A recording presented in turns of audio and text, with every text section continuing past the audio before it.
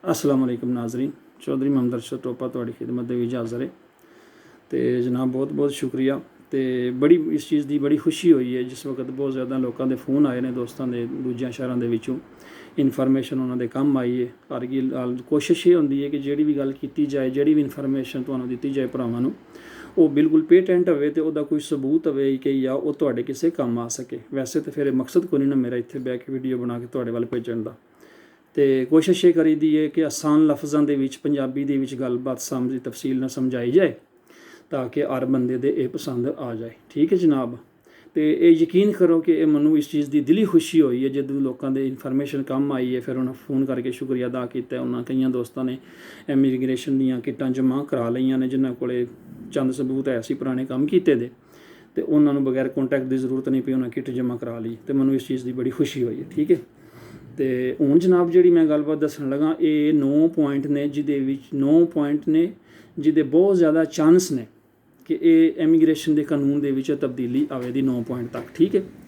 तो ये अगर तुसी नैट ते पढ़ते हो या कोई बंदा तुहानूं उर्दू दे विच पंजाबी दे विच गल तर्जमा करके आई या उस बंदे नूं नहीं पता, वो तुहानूं दसदा ते ये मकसद नहीं कि ये कानून बन गया। ये जनाब सिर्फ दरखास्त रोम दे विच असैंबली दे विच दरखास्त भेजी गई है। 30 तरीक नूं जिहड़े मैनीफेस्टोसियो ने एहतजाज कीते ने तनजीमां ने रोम ते मिलान दे विच, उहदे विच 9 पॉइंट की दरखास्त पेश की गई है। तो ये 70% चांस ने कि इंशाअल्लाह ये गौरमेंट इहदे ते कोई रद्द अमल जिहड़ा वो सानूं देगी। ठीक है। ये मैं जनाब हुण तुहानूं इटालियन दे विच पहले पढ़ के दसना तो फिर पंजाबी दे विच भी तुहानूं समझाना। ठीक है जनाब।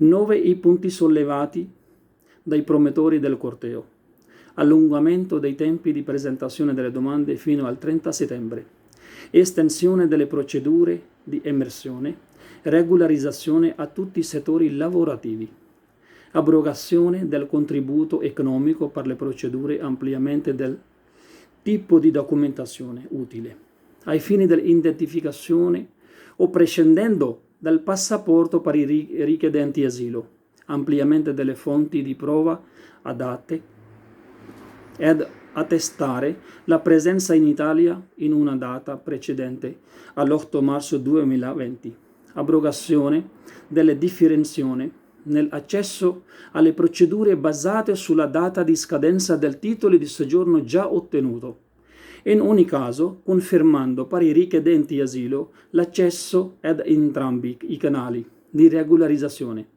anche con procedimento amministrativo o giudiziario in corso, cumulo di diversi rapporti di lavoro utili al raggiungimento dell'orario e salario minimo del lavoratore e abolizione reddito minimo del datore, conversione in permesso di lavoro del permesso diverso per chi ha già un contratto di lavoro regolare in corso, ammissione con riserva della domanda comprovante un lavoro irregolare in atto, denunciato all'ispettorato del lavoro o all'autorità giudiziaria, con concessione di un permesso temporaneo fino al termine degli accertamenti। ठीक है जनाब। ये 9 point ने सिर्फ और सिर्फ जेड़े इस एप्लीकेशन जी पेश की गई है, दरखास्त दी गई है, वो सिर्फ ये 9 पॉइंट ने। ठीक है। ये कि एक तो उन्होंने ये पॉइंट मेन चीज़ है जी उन्होंने आख्या 8 मार्च वाला प्रूफ जोड़ा ये भी तुसी खत्म करो।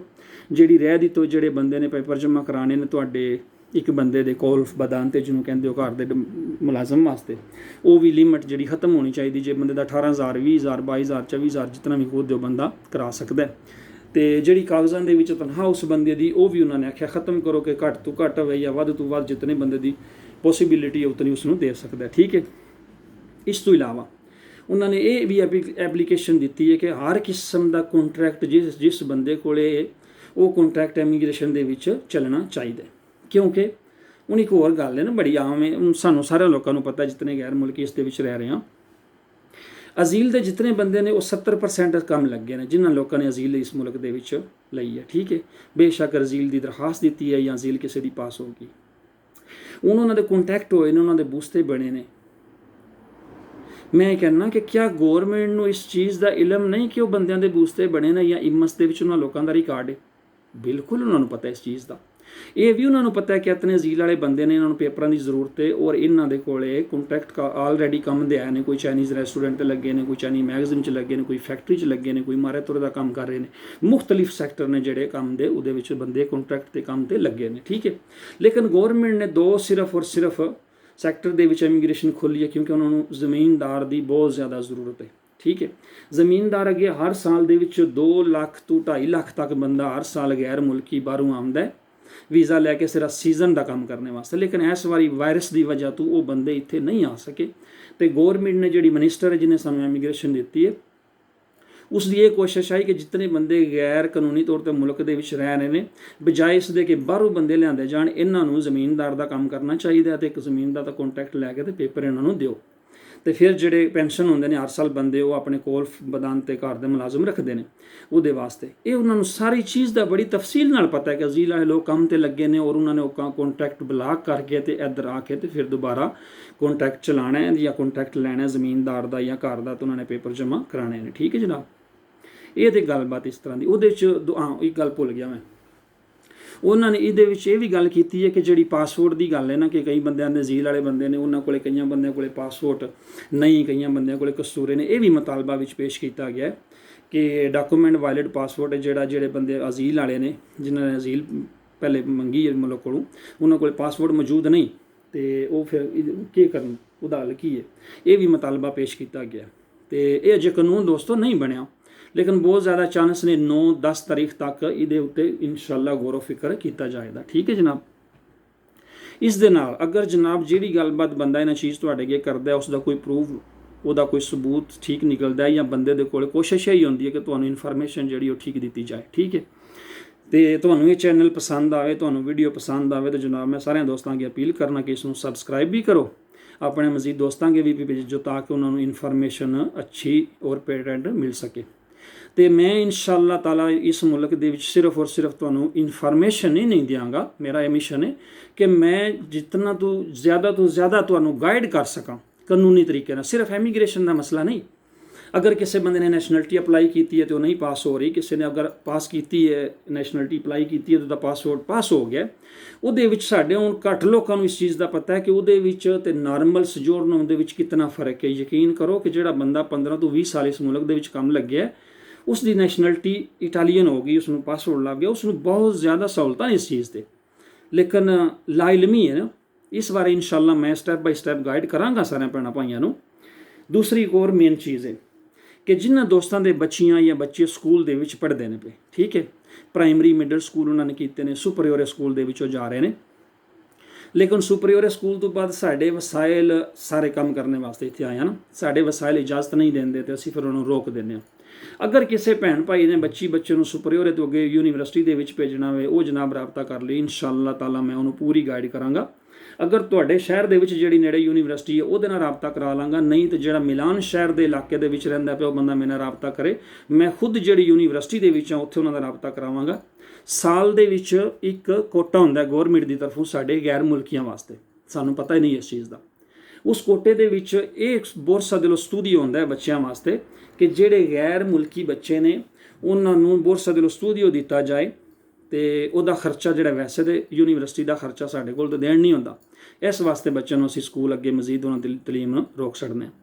ਤੇ ਬੋਰਸਾ ਦਿਲੋ ਸਟੂਡੀਓ ਇਹ ਹੁੰਦਾ ਕਿ ਗੌਰਮੈਂਟ ਉਹਦਾ ਖਰਚਾ ਅਫੋਰਡ ਕਰਦੀ ਹੈ, ਠੀਕ ਹੈ ਜਨਾਬ। ਇਹ ਵੀ ਇਨਸ਼ਾਅੱਲਾ ਆਪਾਂ ਇਨਫੋਰਮੇਸ਼ਨ ਨਹੀਂ, ਸਿਰਫ ਪੂਰੀ ਤਰ੍ਹਾਂ ਗਾਈਡ ਕੀਤਾ ਜਾਏਗਾ ਬੰਦੇ ਨੂੰ।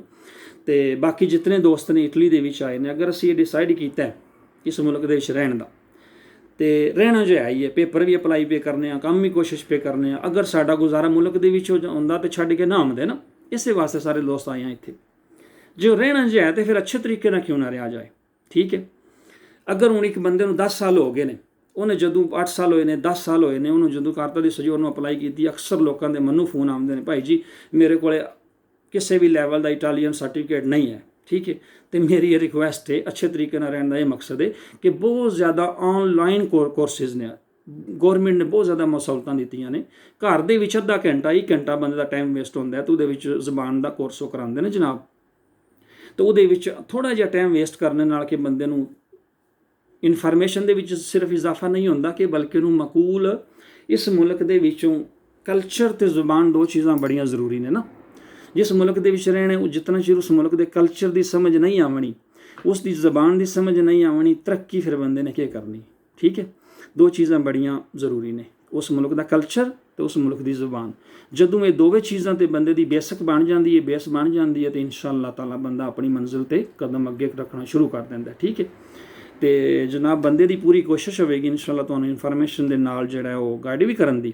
ਤੇ ਇਨਸ਼ਾ-ਅੱਲਾਹ ਮੈਂ ਅਪੀਲ ਕਰਨਾ ਸਾਰਿਆਂ ਦੋਸਤਾਂ ਅੱਗੇ ਕਿ ਇਸ ਚੈਨਲ ਨੂੰ ਤੁਸੀਂ ਸਬਸਕ੍ਰਾਈਬ ਕਰੋ, ਤੇ ਜੇ ਲਾਈਕ ਦੇ ਪਸੰਦ ਆਵੇ ਤਾਂ ਲਾਈਕ ਵੀ ਕਰੋ। ਠੀਕ ਹੈ ਜਨਾਬ, ਤੇ ਦੂਸਰਿਆਂ ਦੋਸਤਾਂ ਅੱਗੇ ਵੀ ਇਸ ਨੂੰ ਅੱਗੇ ਫਾਰਵਰਡ ਕਰੋ ਤਾਂ ਕਿ ਹਰ ਬੰਦੇ ਤੱਕ ਮੇਰੀ ਗੱਲਬਾਤ ਪਹੁੰਚ ਸਕੇ, ਤੇ ਬੰਦਾ ਇਨਸ਼ਾ-ਅੱਲਾਹ ਅੱਗੇ ਜੂਨ ਨੂੰ ਜਿਹੜੀ ਵੀ ਅਪਡੇਟ ਆਵੇਗੀ ਕਿਸੇ ਵੀ ਕਾਨੂੰਨ ਦੇ ਬਾਰੇ ਤੇ ਬੰਦਾ ਇਨਸ਼ਾ-ਅੱਲਾਹ ਫਿਰ ਹਾਜ਼ਰ ਹੋਵੇਗਾ ਜਨਾਬ। ਤੇ ਇਹ ਦੁਆਵਾਂ ਵਿੱਚ ਬੰਦਾ ਨੂੰ ਯਾਦ ਰੱਖਿਓ ਜਨਾਬ। ਅੱਲਾ ਹਾਫਿਜ਼।